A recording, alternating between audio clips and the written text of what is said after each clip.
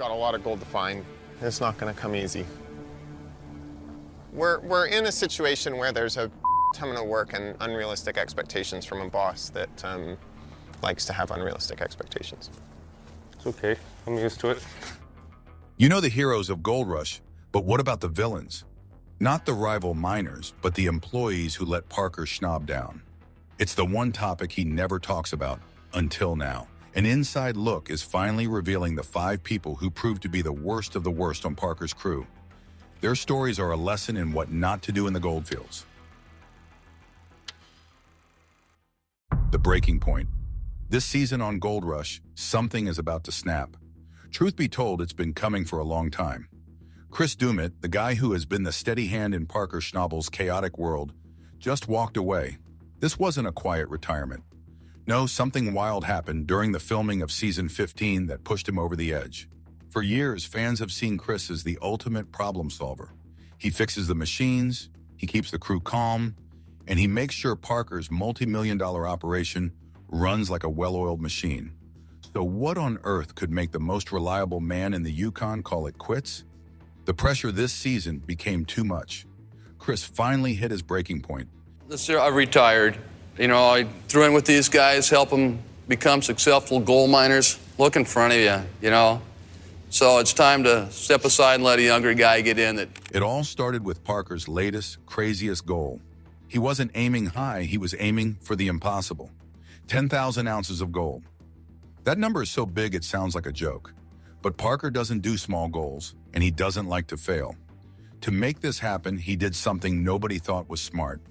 He decided to run Big Red, Rock Sand, and the Slucifer plant all at the same time. On paper, it looked like a genius move. More plants should mean more gold, right? Well, not exactly. Behind the scenes, the crew was being stretched to their absolute limit. They were tired, they were stressed, and they were making mistakes. And nobody felt the heat more than Doumit. Before we get into the nitty-gritty, one thing is for sure. What was happening off-camera was way more intense than anything you saw on screen. And this isn't the only secret that will leave you totally stunned. Chris has always been the man in the background, the one making sure every single flake of gold gets into the jar. But this season, his job went from just being hard to being physically unbearable. Think about it. He had to do the gold cleanouts for 3 massive wash plants, non-stop. That's not just a tough job, it's the kind of back-breaking work that wears a man down to the bone. And let's be real, Chris isn't a kid anymore. This kind of endless grind was taking a serious toll. He gave it his all, season after season. But at a certain point, even the toughest miners have to look in the mirror and say, enough is enough. 74.9. Oh. For sake, we do all this work. What a pain in the ass. Well, all I can say is thank for the gold price. What really pushed Chris to the edge wasn't just the work. It was the feeling of being trapped with no way out. If you followed Gold Rush for a while, you know Doumit isn't a complainer. He's the kind of guy who just puts his head down and gets the work done. But this season, he had no choice. It was either speak up or completely break down. No amount of experience could change the simple fact that he was drowning in work. He knew something had to change, and fast. The crew was already stretched paper thin. Parker wasn't about to pull a skilled operator off a rock truck or an excavator just to help in the gold room. That left Chris stuck between a rock and a hard place, with no good options in his sight. His journey to Gold Rush was never part of some grand plan. Believe it or not, he started out as a carpenter.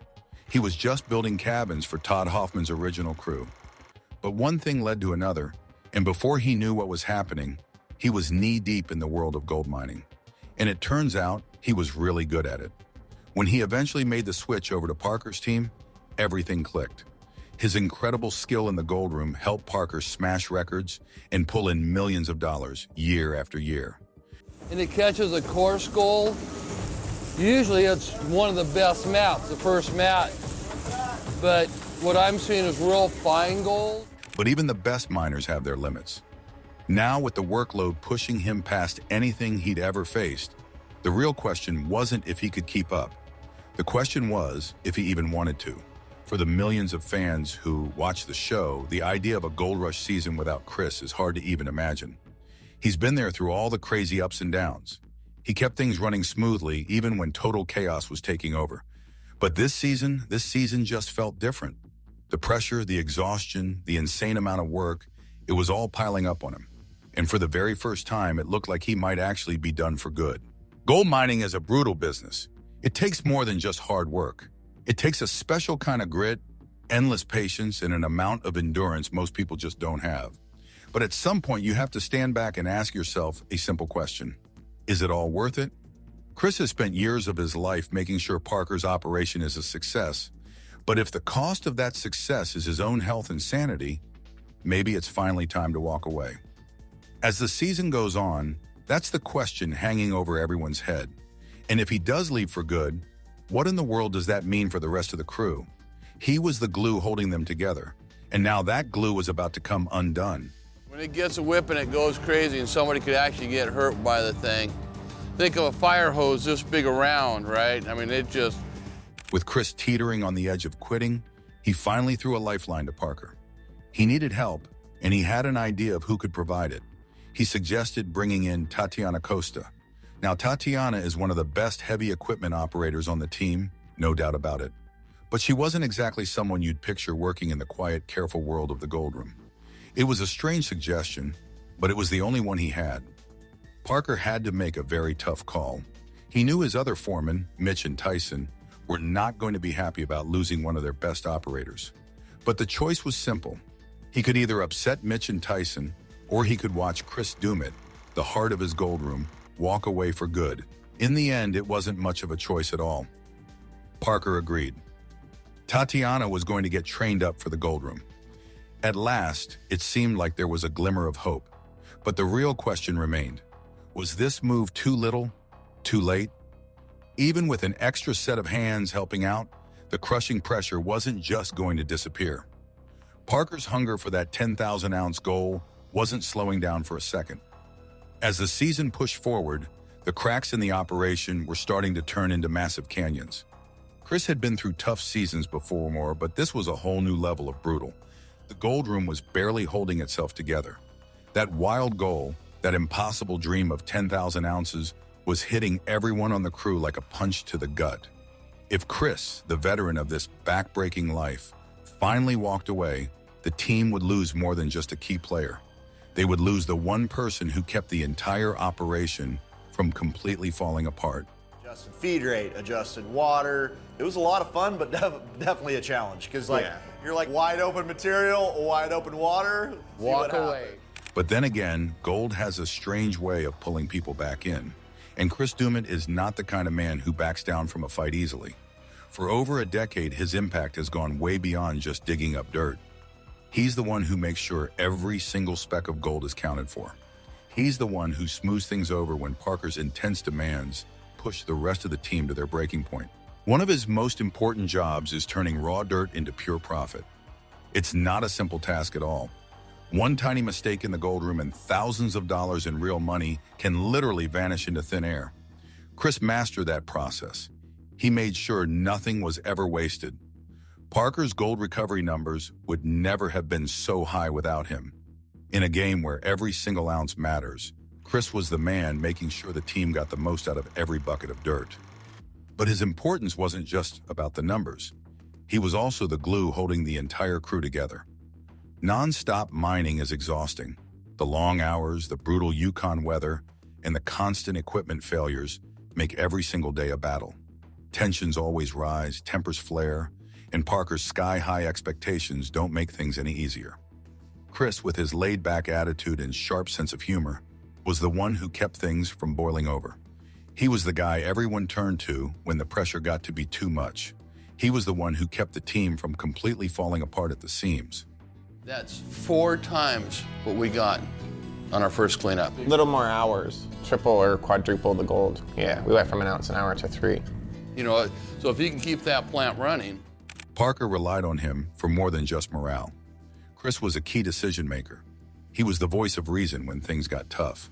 Whether it was figuring out the best way to process the gold, fixing busted equipment, or even managing drama between crew members, Chris was the one with the answers. Over the years, he proved he wasn't just another worker. He was an essential part of why this operation even stays afloat. But this latest challenge, running 3 wash plants at once, was a ridiculous goal. It was pure chaos, and Chris was the one who took the hardest hit. For the first time ever, quitting became a very real option. Even with help on the way, the source of the problem wasn't the workload. It was the man who created it. The kid who conquered the Klondike. Parker Schnabe never, ever took the easy road. His story didn't start with a mountain of gold and instant success. It began with a stubborn kid from Alaska who refused to give up, no matter what anyone told him. Parker didn't just stumble into the mining business, he was practically born into it. He was born in late July in the mid-90s in the tiny town of Haines, Alaska. He grew up surrounded by the roar of heavy machinery and the endless hunt for gold. This wasn't just a place, it was its own little world, an isolated island of mud and treasure where the normal rules didn't apply. His grandfather, the legendary John Schnabel, ran the Big Nugget mine. While other kids were in their sandboxes with plastic toy trucks, Parker was watching the real thing move mountains of dirt. By the time he was barely old enough to tie his own shoes, he was already learning how to operate equipment that most grown adults would be terrified to even touch. A few years later, he was juggling high school and mining like it was nothing. He played on the basketball team, but let's be real, his heart was always buried in the pay dirt of the mine. So I got an idea. If you want to be in charge of the plant and Terry and Gary, I can just bring dirt to the plant just like I did last year. College was an option, sure.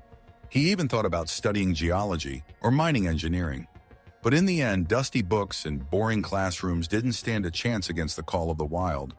Instead of wasting years in lectures, he took his life savings and put it all where his ambition was, into his very own mining operation. That one decision changed his life forever. By the time he was just 16 years old, he took over running the family's Big Nugget mine. Just imagine that for a second. A teenager telling grown men, some of them twice his age, how to do their jobs. But he wasn't just some kid bossing people around. He knew exactly what he was doing. He understood that mining isn't just about digging holes and hoping you get lucky. It's a grind. It's a calculated risk. It is a full-on battle against Mother Nature herself. He proved to everyone that he had the guts, the brains, and the work ethic to actually pull it off.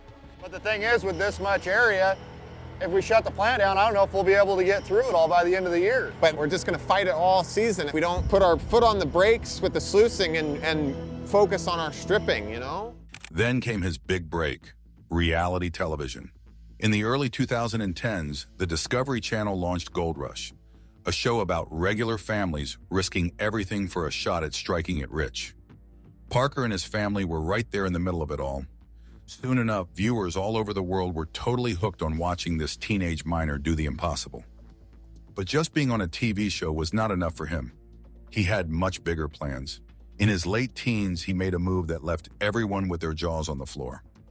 He walked away from his family's mine, set his sights on the legendary Yukon, and went all in on his own operation. It was a wild gamble, but playing it safe was never his style. He leased some land, bought his own equipment, and got to work. And guess what? It paid off big time.